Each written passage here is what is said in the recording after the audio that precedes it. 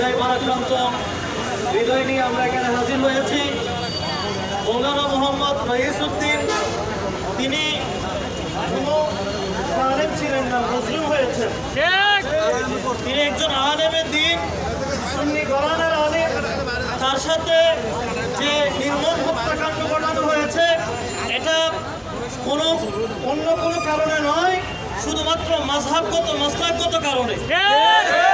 মাহে রমজানের শুরুর দিকে তথাকথিত সেই আহলে হাদিস নামের হদিসেরা আমার ভাইয়ের বিরুদ্ধে তারাবির নামাজ ৮ রাকাত করে ২০ রাকাতের বিরুদ্ধে যখন দাঁড়িয়েছিল, তখন ইমাম আযম আবু হানিফার পক্ষে ২০ রাকাতের তারাবির পক্ষে রায় দিয়ে যখন তিনি দাঁড়িয়ে গেলেন, সেই ইস্যুকে কেন্দ্র করে ২ মাস পর একটা মামলা সাজিয়ে তাকে নির্মমভাবে হত্যা করা হয়েছে। অতএব এই হত্যাকাণ্ড শুধুমাত্র একজন আলেমের বিরুদ্ধে করা হয় নাই, শুধুমাত্র একজন মানুষের বিরুদ্ধে করা হয় নাই। আল্লাহ রাব্বুল আলামিন কোরআনে পাকে বলেছেন, ওমান কতালা নাফসান বিগাইরি নাফসিন আও ফাসাদিন ফিল আরদি ফাকান্নামা কতালা নাসা জামিয়া। অতএব এই হত্যাকাণ্ড একজন আলেমকে করা হয় নাই, প্রকৃতপক্ষে পুরো একটা মানব জাতির বিপক্ষে এই হত্যাকাণ্ড ঘটানো হয়েছে। আল্লাহ বলেছেন, যদি কোনো মানুষকে হত্যা না করে, যদি কোনো মানুষ পৃথিবীর মধ্যে বিশৃঙ্খলা সৃষ্টি না করে, এইরূপ কোনো মানুষকে যদি নির্মমভাবে হত্যা করা হয়, এটা শুধুমাত্র একজন মানুষকে হত্যা করা নয়, পুরো একটা জাতিকে হত্যা করা। আমার ভাই রইসউদ্দিনকে হত্যা করার মাধ্যমে মানব জাতিকে হত্যা করা হয়েছে।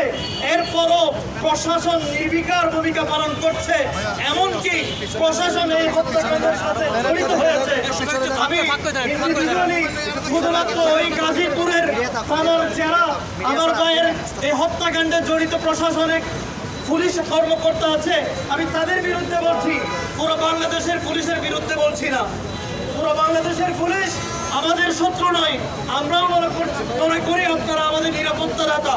আপনারা অতএব কাল বিলম্ব না করে এই হত্যাকাণ্ডের অতি দ্রুত সুষ্ঠু বিচার নিশ্চিত করুন, বাস্তবায়ন করুন, যেন দেশের মানুষ আপনাদের প্রতি যে আস্থা আগে ছিল সে আস্থা মানুষ ফিরে পায়। সে আকুল আবেদন রেখে আমার সব সংক্ষিপ্ত বক্তব্য এখানে দিতে যাচ্ছি। আমার এই আসসালামু আলাইকুম ওয়া রাহমাতুল্লাহ।